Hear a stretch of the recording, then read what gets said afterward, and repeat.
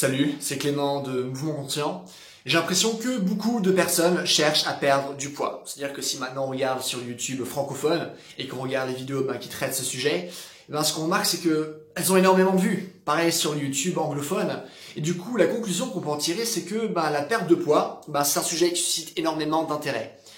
Et puisque ça suscite tellement d'intérêt, il y a beaucoup de coachs, d'entreprises, de youtubeurs qui finalement saisissent cette opportunité et essayent de complexifier au maximum ce thème. Pourquoi? Parce qu'à partir du moment où on ne sait pas trop ce qu'on doit faire, on est plus susceptible d'acheter un programme, d'acheter ce coaching qui nous dit « Ah ouais, c'est précisément comme ça que tu dois faire pour y arriver ». Et du coup, finalement, maintenant, aujourd'hui, on a le droit à des titres comme la méthode japonaise pour perdre du poids. Waouh, il y a une méthode japonaise. Les 6 types de graisses pour perdre du poids. Et comment réellement perdre du poids précisément? Quoi, il y a 6 types de graisses? Oh, j'étais même pas au courant. Et le problème, c'est pas forcément ces titres. Le problème, c'est le contenu qu'il y a derrière ces titres. C'est-à-dire que derrière, ils inventent réellement une méthode japonaise. Ils essayent vraiment de trouver un truc par rapport à ces types de graisses, au lieu d'expliquer réellement comment perdre du poids. Il y a un youtubeur qui dit « Ah, faut manger ça », l'autre qui dit « Non, ne mange pas ça, tu vas prendre du poids ». Alors que, dans les faits, perdre du poids d'un point de vue théorique, c'est simple. Genre, les gars, on sait réellement ce qu'on doit faire pour perdre du poids. C'est pas compliqué. C'est juste compliqué dans la pratique, ok? Pourquoi? Parce que faire quelque chose qu'on n'a jamais auparavant, c'est compliqué. Commencer de nouvelles habitudes, détruire d'anciennes habitudes, c'est compliqué. Surtout après, si on a des blocages physiques, si on a des blocages émotionnels, qu'on est addict à certains comportements, à certains types de nourriture, c'est tout à fait normal que ce soit compliqué. Par contre, d'un point de vue simplement théorique, c'est-à-dire de ce qu'on doit faire pour perdre du poids, ça devrait pas être compliqué parce que en vérité, c'est relativement simple. Du coup, là, ce que je me suis dit que j'allais faire, c'est que, vous avez déjà vu le titre, mais je vais reprendre justement ce genre de titre pour par la suite donner un réel contenu où je vous explique là maintenant dans cette vidéo comment réellement perdre du poids. Donc, ce que je vais faire, c'est que dans un premier temps, là, je vais vous donner les 6 bases pour perdre du poids. Vraiment les bases que chaque bon coach sportif devrait vous donner pour que vous puissiez réellement avoir des résultats. Et vraiment des résultats genre humains, t'as pas le droit de manger tout ça et du coup la vie devient trop dure. Non, réellement, comment perdre du poids en tant que simple humain, quoi. Et par la suite, je vais vous donner 2 bases plus avancées qui sont tirées de ma propre expérience qui, je pense, peuvent vraiment beaucoup vous aider. Ça marche? Ok. Alors, on va commencer par le premier point qui est que vous ne pouvez pas perdre de la graisse localement. C'est-à-dire que toutes les vidéos qui vous disent top 5 des exercices pour perdre la graisse des cuisses, ça marche pas. Des exercices pour perdre au niveau des poignées d'amour, ça marche pas. On peut pas perdre de la graisse localement, ça se fait que de manière générale. Du coup, vous, en tant que personne, vous pouvez pas décider, ok, là maintenant je fais des squats, du coup je vais perdre de la graisse au niveau des cuisses. Ça marche pas comme ça. Le corps, il va perdre de la graisse partout. Il a comme tendance à déjà retirer de la graisse là où il y en a le plus. Et après, même si on peut faire cet argument-là, il y a quand même plein de facteurs génétiques qui vont soit augmenter ou diminuer cet argument-là. Et du coup, vraiment, vous pouvez pas vous-même décider où vous allez perdre du poids. C'est votre corps qui va décider pour lui-même. Ok?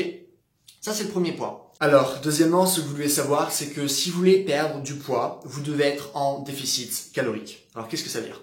Parce qu'il y a quand même certaines nuances par rapport à ça. Du coup, vous allez voir, c'est assez intéressant.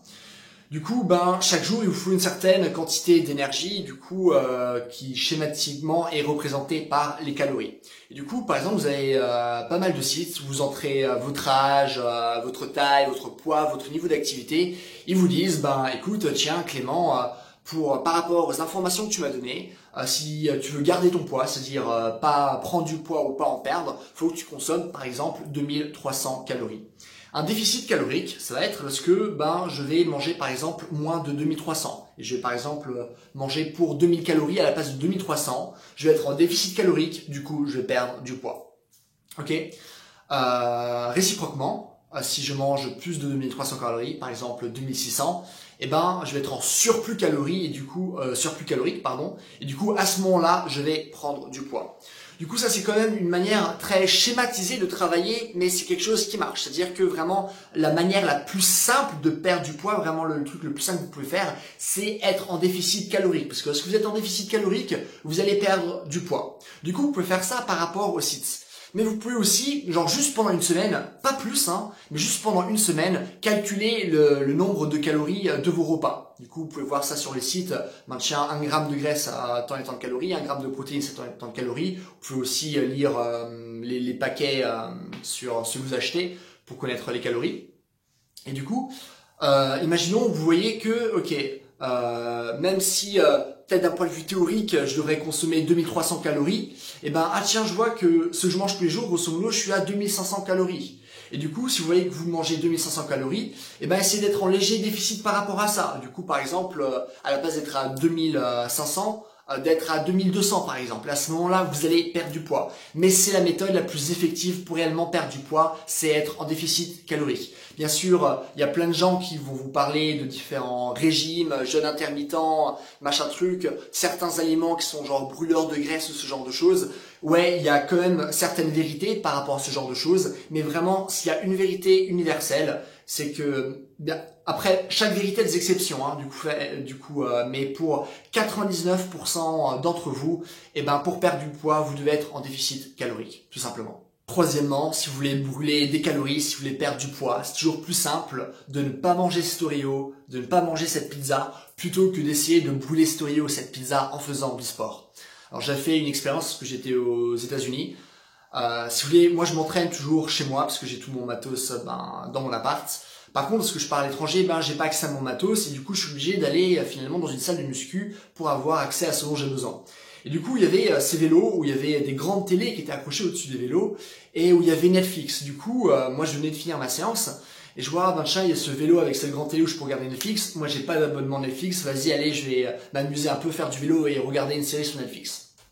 Et du coup, ce qui était sympa avec ce vélo, c'est qu'il y avait aussi le nombre de calories que je dépensais en fonction de l'effort que je faisais et surtout en fonction du temps que je passais sur le vélo. Et après 5 minutes, j'ai regardé le nombre de calories que j'ai brûlées. Il se trouve que ce nombre de calories, c'est exactement le nombre de calories d'un Oreo. C'est-à-dire que si vous mangez juste un Oreo c'est grand comme ça, c'est épais comme ça, c'est vraiment tout petit, c'est vraiment rien.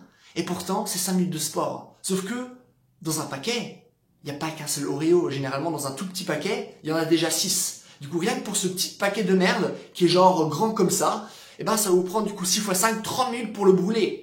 Et du coup, vous allez faire 30 minutes de sport, mais vous n'allez pas perdre du poids. Vous allez juste brûler les Oreos qui vous auraient mis dans un surplus. Du coup, là, vous êtes juste dans un point neutre. Du coup, vous allez ni prendre du poids, mais ni en perdre. Du coup, vraiment, ces 30 minutes, c'est juste pour les Oreos, par exemple. Vous voyez où je veux en venir? Et il y a énormément de personnes qui mangent beaucoup trop sucré, qui mangent beaucoup trop de graisse. Et généralement, le sucre, c'est quand même beaucoup plus nocif en termes de prise de poids que la graisse. Mais du coup, voilà, c'est toujours plus facile de ne pas manger cet Oreo, de ne pas manger cette part de pizza, que d'essayer de brûler finalement toutes les calories en faisant du sport. Parce que quelqu'un qui essaye de perdre du poids, qui n'a pas forcément fait du sport avant, et qui essaye vraiment d'un coup, je vais faire du coup 1 à 2 heures de sport, pour brûler des calories, c'est pas quelque chose qui va pouvoir rentrer dans son système de valeurs et c'est pas quelque chose qui pourra tenir sur le long terme. Et pareil, il y a des gens qui se disent mais je fais du sport 30 minutes par jour, je comprends pas, je perds pas de poids. Parce que justement, t'es pas en déficit calorique, parce que tu te rends pas compte à quel point il faut bouger pour brûler des calories. C'est vraiment loin de tout ce que vous disent les sites en mode tu vas courir 1 heure, tu vas brûler 1000 calories. Non, tu vas pas brûler 1000 calories. Vous vous rendez compte, 1000 calories, c'est énorme. Non, vous allez pas les brûler, c'est impossible. Ok? Et du coup, vraiment, gardez ça en tête que avoir de bonnes habitudes alimentaires sera toujours beaucoup plus intéressant en termes de perte de poids que faire du sport, tout simplement. Quatrièmement, les régimes, c'est de la merde. Ça marche pas dans 90% des cas. Pourquoi? Parce que lorsque vous décidez de faire un régime, vous prenez une décision dans un moment où vous avez énormément de motivation. Je perds genre 10 kilos en 3 mois, je vais faire ce régime pour y arriver. Et du coup, certes, il y a des personnes, je suis motivé, ils arrivent à avoir ces disciplines pendant 3 mois, mais ce régime, c'est beaucoup trop compliqué. Pourquoi? Parce que vous passez d'un extrême à l'autre. Vous passez du fait de mal manger, par exemple, au fait maintenant de beaucoup trop bien manger, de ne pas vous laisser suffisamment d'espace pour réellement aimer ce que vous mangez, pour aussi manger de temps en temps des sucreries ou des pâtisseries ou des chips ou ce genre de choses. Et du coup, sur le court terme, vous arrivez à tenir cette résolution, mais sur le long terme, vous n'y arrivez pas. Et du coup, au bout d'un moment, je me sens mal. Et j'ai créé tellement de frustration à cause de ce régime. Et là, vous n'allez pas simplement manger un paquet de chips. vous allez en manger 3 et du coup par la suite vous allez encore prendre plus de poids et vous allez avoir l'effet yo-yo qui a été abordé je ne sais pas combien de fois, mais du coup c'est quelque chose qui est totalement réel. Du coup ce que vous devez faire c'est vous dire là maintenant, ok oui, je suis motivé, mais là c'est juste, là maintenant, dans 5 mois, sûr et certain, je vais être moins motivé.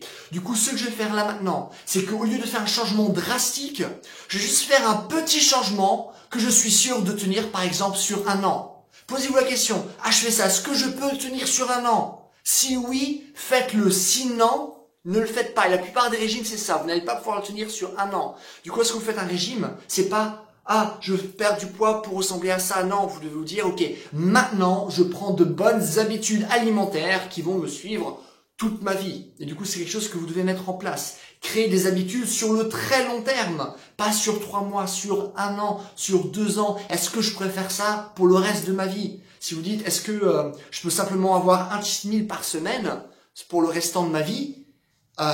Et que la réponse est oui. Cool, faites-le et faites l'expérience si effectivement ça va marcher. Moi, ce que je vous dis, c'est que pour la plupart des gens, moi y compris, un cheat meal par semaine, c'est pas suffisant.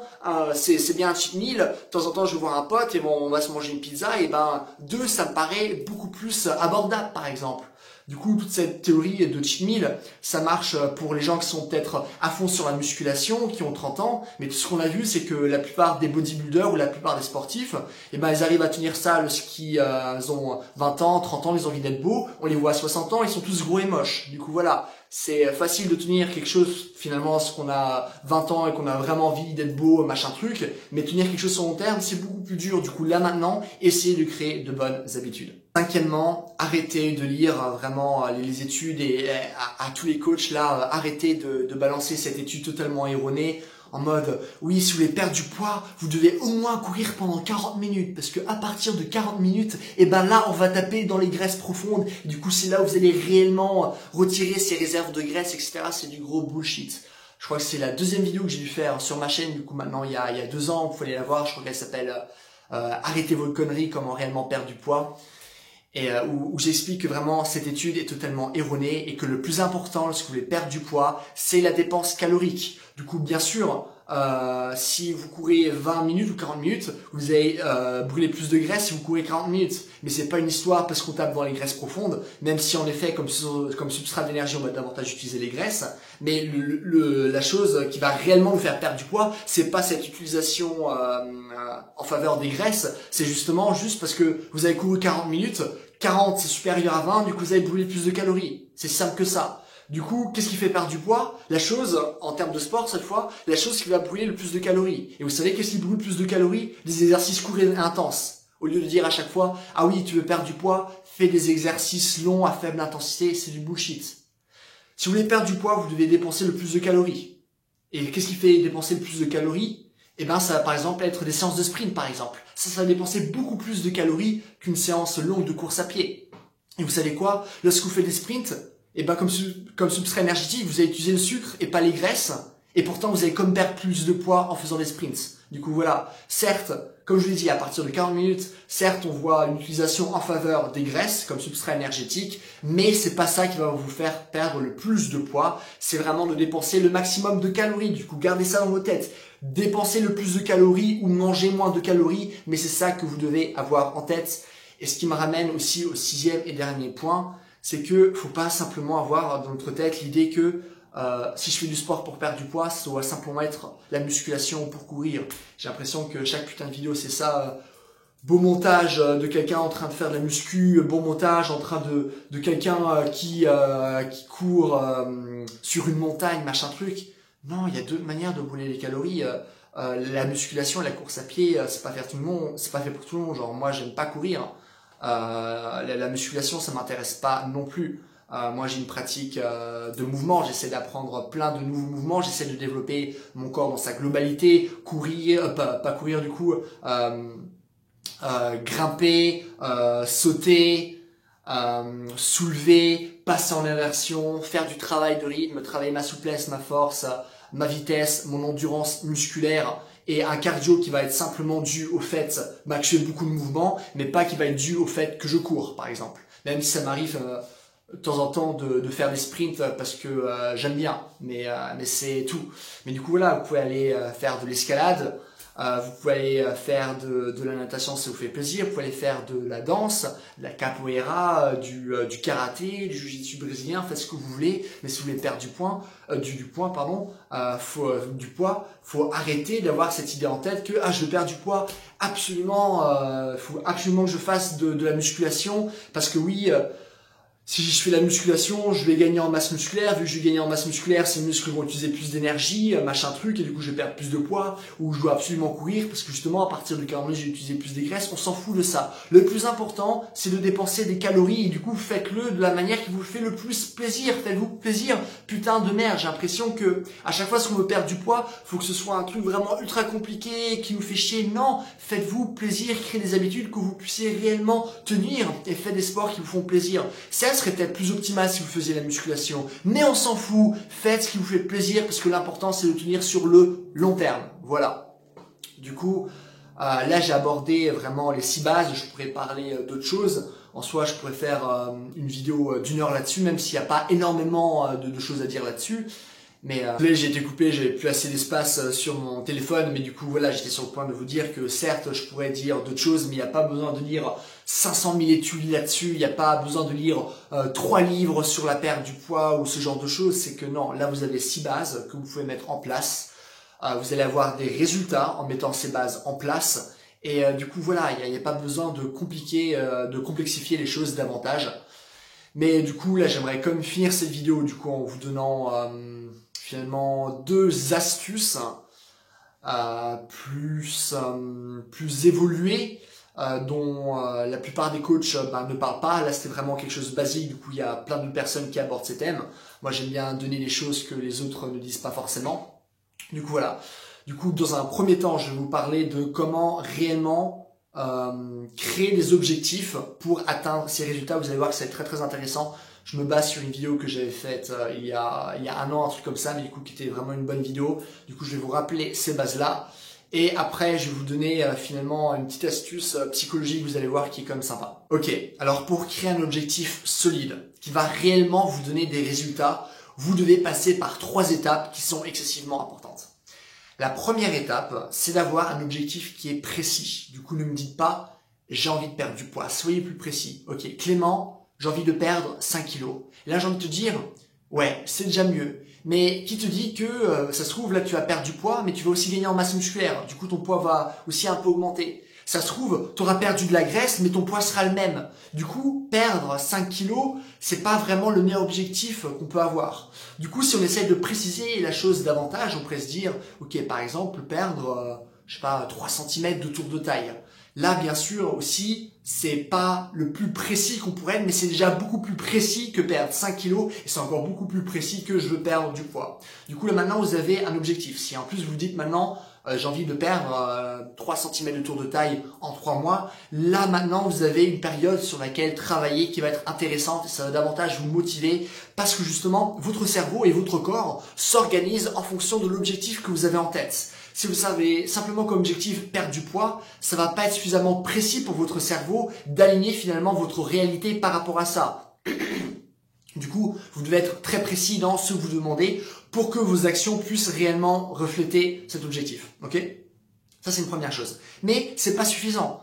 Une fois qu'un objectif est précis, on doit le changer en objectif de comportement. Parce que, ok, vous voulez perdre 3 cm en 3 mois, mais vous l'avez jamais fait auparavant. Qu'est-ce qui vous dit que vous en êtes réellement capable de le faire? Comme je l'ai dit, c'est pas vous qui décidez, c'est votre corps qui décide. Du coup, c'est pas à vous finalement de faire ce jugement-là. Du coup, par contre, ça vous pouvez pas le changer. Vous pouvez pas avoir un impact direct sur votre perte de poids. C'est pas vous qui décidez réellement. Du coup, ce que vous devez faire, c'est donc avoir un objectif de comportement. Pourquoi? Parce que vous pouvez influencer sur votre comportement qui influencera votre résultat. Mais vous ne pouvez pas influencer directement votre résultat. Du coup, au lieu de vous dire maintenant, ok, j'ai envie de perdre 3 cm de tour de taille en 3 mois. Dites-vous simplement, ok, lundi, mardi, mercredi, par exemple, j'ai envie de faire, 1 heure d'escalade avec mes potes, par exemple. Ou j'ai envie de simplement manger des cochonneries 3 fois par semaine ou 4 fois par semaine. Sauf 4 fois par semaine, vous dites, ouais, mais c'est énorme 4 fois par semaine. Oui, mais si à la base vous bouffez des conneries tous les jours, en bouffez que 4 fois par semaine, eh ben c'est déjà mieux qu'avant. N'essayez pas de faire un trop grand pas, allez-y progressivement, ok? Mais du coup, ayez un objectif de comportement. Comment je dois me comporter pour arriver à faire mon objectif? Sauf que cette phase n'est pas suffisante. Parce qu'une fois qu'on a l'objectif précis, on en tire du coup un comportement, et de ce comportement, faut en connaître le sacrifice nécessaire. Qu'est-ce que je veux dire par là? C'est que succès égale sacrifice. Vous devez sacrifier qui vous êtes pour qui vous allez devenir.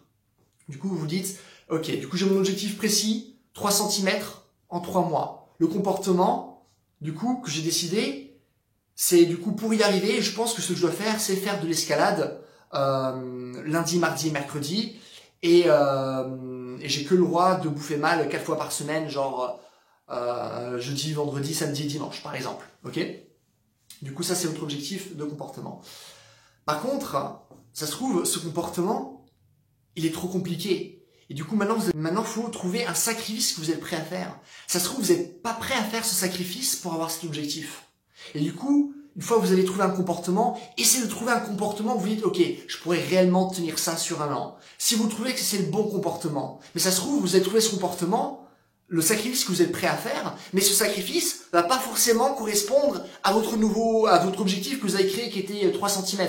Ça se trouve, le sacrifice que vous êtes prêt à faire va simplement vous donner 1 cm en moins, par exemple, en 3 mois. Et ça, c'est pas un problème. Parce que ce sacrifice-là, c'est réellement ce que vous êtes capable de faire pour atteindre vos objectifs. Du coup, basez votre objectif sur votre sacrifice et vous pouvez recommencer le processus jusqu'à temps que vous ayez vraiment l'objectif qui vous correspond parfaitement, qui est progressif et que vous pensez pouvoir réussir et que vous pensez pouvoir tenir pendant un an. Ok? Du coup, ça c'est la première chose. La deuxième chose, c'est l'astuce psychologique que je vais vous donner. C'est que tout simplement, lorsqu'on a des habitudes mauvaises alimentaires, eh ben généralement c'est parce que comme quelqu'un qui va être addict à son téléphone, même comme quelqu'un qui va être addict par exemple à la cocaïne ou ce genre de choses, c'est qu'à chaque fois que la personne prend de la cocaïne, eh ben elle se sent bien. Du coup probablement vous, lorsque vous mangez quelque chose qui est mauvais, des chips ou des Oreos ou ce genre de choses, eh ben c'est parce que vous vous sentez mieux, parce qu'il y a un stress dans votre vie, ce genre de choses, ou parce que vous réprimez tellement de choses jour après jour, c'est normal, on se dit ah c'est pas le moment de rigoler, ah c'est pas le moment de pleurer, là je suis en réunion, ce genre de choses. À force de jamais être totalement authentique, à force de toujours parler en termes de jugement, ce genre de choses, on réprime énormément de choses dans notre personnalité, et du coup c'est après facile pour nous de simplement manger ce paquet de chips, cet Oreo, pour se sentir mieux. Et du coup, moi, une astuce que j'avais donnée il y a un an, c'est que si vous voulez perdre du poids, d'être mieux qu'un coach sportif, ce serait bien d'aller voir un psy. Et je sais qu'on peut avoir plein de jugements par rapport à ça, mais vraiment essayer de laisser tomber ça et de simplement avoir quelqu'un qui ne vous connaît pas, justement, et qui peut vous donner une vision plus objective de votre vie. Eh ben, ça va énormément vous aider de simplement pouvoir parler de vos problèmes et justement d'extérioriser tout ce que vous réprimez jour après jour. La méditation dynamique, ça peut être aussi pas mal, j'en ai parlé sur ma chaîne, vous pouvez regarder ça, mais du coup de commencer à exprimer vos émotions, à exprimer ce qu'il y a à l'intérieur de vous, exprimer ce stress, pas dire « Ah non, je dois pas mettre en colère, c'est pas bien, ah non Clémence, faut pas stresser, c'est pas bien d'être stressé, machin truc », de doucement retirer un peu tous ces jugements que vous avez par rapport à vous-même, essayer d'exprimer toute cette frustration que vous avez à l'intérieur de vous, et vous allez voir qu'en faisant ça, ben vous allez avoir beaucoup moins de problèmes à mieux manger. Parce que si vous mangez mal, c'est que probablement il y a des patterns émotionnels qui sont liés à ça, qui font un peu dénouer pour que vous puissiez vous sentir mieux. Du coup voilà, méditation dynamique, c'est vachement bien, allez voir un psy, même si vous pensez que c'est pas grave ce que vous avez. Certes, c'est pas, il y a des choses beaucoup plus graves dans la vie, mais votre bien-être est important. Et si vous faisiez plus attention à votre bien-être, et ben ça se trouve vous auriez les résultats que vous voulez en termes de perte de poids. Du coup voilà, je pense que c'est quelque chose d'important à mettre en place, tout simplement. Écoutez, donc voilà, c'est tout pour cette vidéo. J'espère que ça vous a plu. Si vous avez des questions, des choses que vous ne comprenez pas, posez-moi tout dans les commentaires. Je réponds absolument à tout le monde, comme d'habitude. Si vous avez aimé la vidéo, n'hésitez pas à me mettre un j'aime, comme ça ma vidéo sera mieux répertoriée, j'aurai plus de vues, plus d'abonnés, du coup ça c'est cool. Et donc voilà, tout simplement, si vous voulez apprendre à pas perdre du poids, parce que j'en parle pas vraiment sur ma chaîne, j'ai des programmes aussi en ligne sur mon site, mais je parle pas vraiment de perdre du poids à part un petit chapitre, mais c'est vraiment pas basé là-dessus. Si vous êtes intéressé à tout ce qui est préparation physique, mouvement, apprendre à mieux bouger son corps, apprendre vraiment à développer toutes vos qualités physiques, vous pouvez voir mon programme qui est sur mon site. Et donc voilà, tout simplement. Et en attendant, c'est une journée. Bye!